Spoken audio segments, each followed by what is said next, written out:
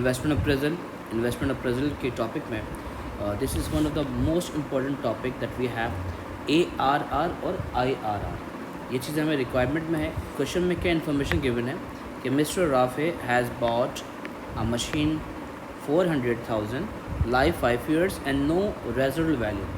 Question में rate of inflation 2 दिए हुए 10% और 16%, और क्वेश्चन में गिवन है कि आपने अगर 4 लाख की मशीन ली है जिससे आपके बिज़नेस में इनफ्लो कितना आ रहा है पहले साल में 150, फिर 80, फिर 100,000, फिर 1,20,000, फिर 80,000, ये आपका इनफ्लो है। जबकि मशीन का जब से इनफ्लो आपको आ रहा है, बिज़नेस में पैसे आ रहे हैं, मगर आपके कुछ खर्चे भी तो हो रहे हैं उस मशीन के ऊपर। कितने हो रहे हैं? 50, 40, 35, 30 और 25, ये आपके एक्सपेंसेस हो रहे हैं और ये इन्फॉर्मेशन गिवन था। बट अब आपको क्या करना है, ARR निकालना है पहले। तो जब ARR निकालेंगे हम, तो अब ARR की अपनी एक कंडीशन है। ARR कहता है कि मेरा जो फॉर्मूला है वो बेसिकली 2 चीज़ चाहिए मुझे, एवरेज इन्वेस्टमेंट और एवरेज प्रॉफिट। कितनी चाहिए हमें? 2 चीज़ निकालनी है। क्या क्या निकालना है?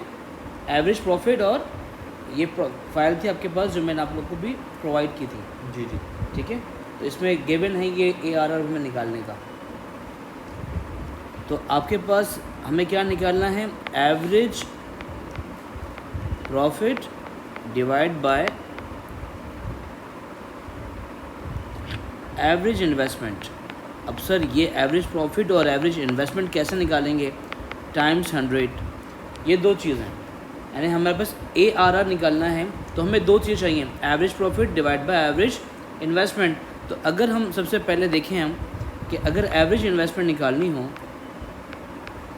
It's very easy method. जितने पैसे हमने लगाए हैं इन्वेस्टमेंट पर, तो आपकी इनिशियल इन्वेस्टमेंट जो है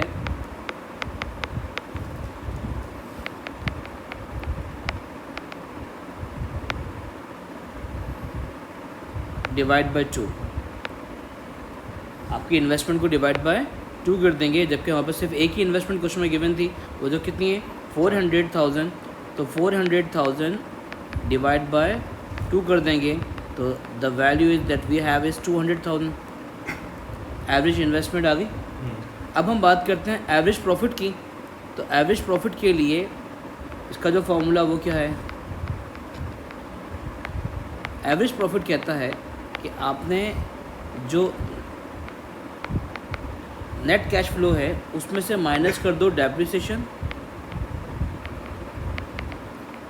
तो ये हमारे पास आ जाएगा प्रॉफिट। तो सब प्रॉफिट आ गया, एवरेज प्रॉफिट तो नहीं आया। फिर हम क्या करेंगे, जो टोटल प्रॉफिट होगा उसको हम डिवाइड कर देंगे नंबर ऑफ़ ईयर से। आपको क्या मिल जाएगा? फिर एवरेज प्रॉफिट मिल जाएगी वैल्यू।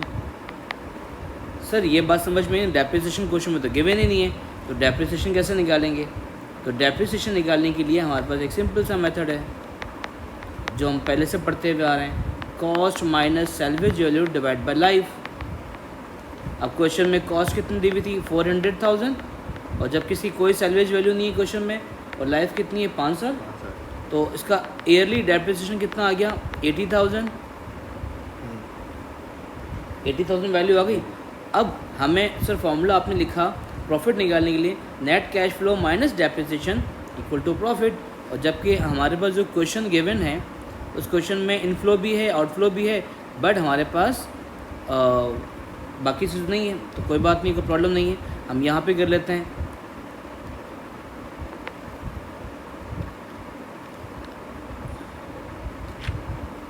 और इस 80,000 को मैं वहाँ पे ले जाता हूँ ताकि ये पूरा स्पेस हमारे काम का आ जाए। ठीक है, अब हम क्या करेंगे, ये हमारा जो इनफ्लो है वो यहाँ हो जाएगा, इसमें से हम आउटफ्लो निकालेंगे।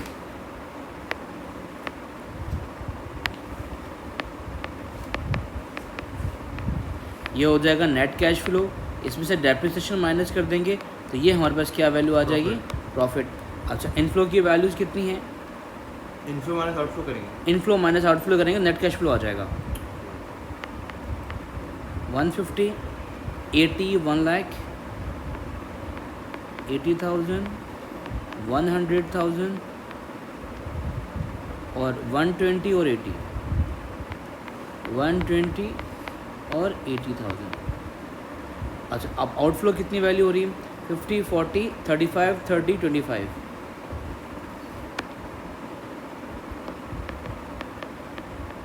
50, 40, 35,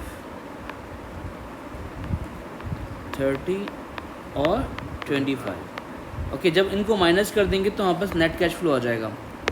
अब इसकी वैल्यू कितनी आ रही है यहाँ पास? 100,000।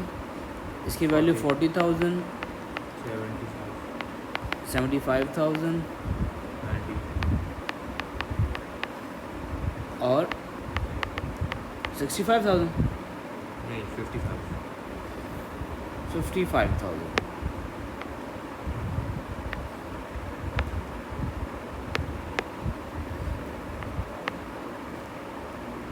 सर इसको कुछ ऐड करके माइनस ही कर दें? नहीं, कुछ वैल्यूज़ को मैंने कम लिख दिया है मैं इसमें चेंजिंग कर रहा हूँ नंबर्स में, इनफ्लोज को थोड़ा सा बढ़ा रहा हूँ ताकि हमारी वैल्यूज़ और अच्छी हो जाएं। इसको मैं 180 कर रहा हूँ और यहाँ पे 180 कर रहा हूँ ताकि हमारा इनफ्लो अच्छी हो जाए। तो ये हमारे पास 140 हो चुका और यहाँ पर 155। ठीक है, तो अब हमें इसमें माइनस क्या करना है? हमें डेप्रिसिएशन माइनस करना है। डेप्रिसिएशन हर साल का एक ही आ रही थी वैल्यू, कितनी थी? 80,000 थी। 80,000, यस।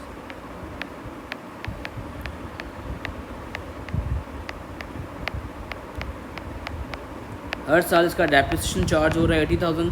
तो जो नेट प्रॉफिट हमारे पास आ रहा था, जो प्रॉफिट की वैल्यू आ रही है, जो मैं यहाँ कलर चेंज कर रहा हूँ ताकि ब्लू कलर लिखूँगा जो पॉजिटिव वैल्यू है, ये हमारे पास 40,000 बच गया।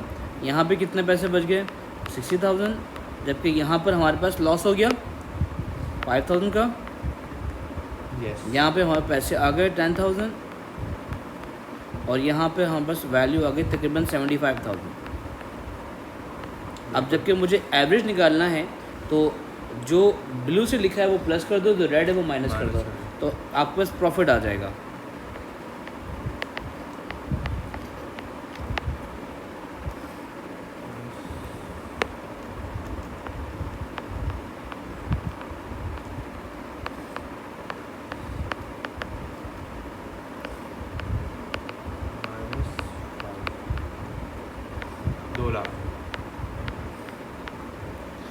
ओके बस, आपने कहा कि सर 2 लाख अमाउंट हमारे पास रिमेनिंग है। अब 200,000 को क्या करो? डिवाइड बाय, कितना साल हमने चला बिजनेस चलाया? 5। डिवाइड बाय 5 कर दो, तो एवरेज प्रॉफिट कितना आ गया हमारे पास? 40,000। 40,000 प्रॉफिट आया। अब now we have average profit और एवरेज इन्वेस्टमेंट भी हम पहले निकाल चुके थे 200,000। तो फॉर्मूला क्या था?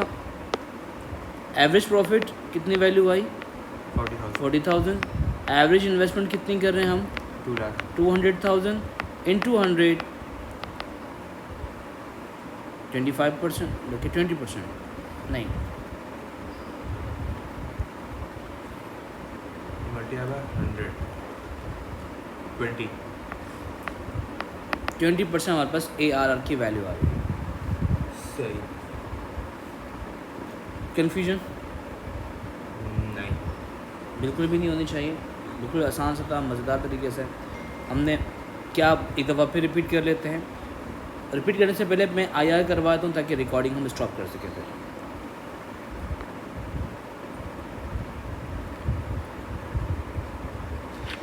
IR के लिए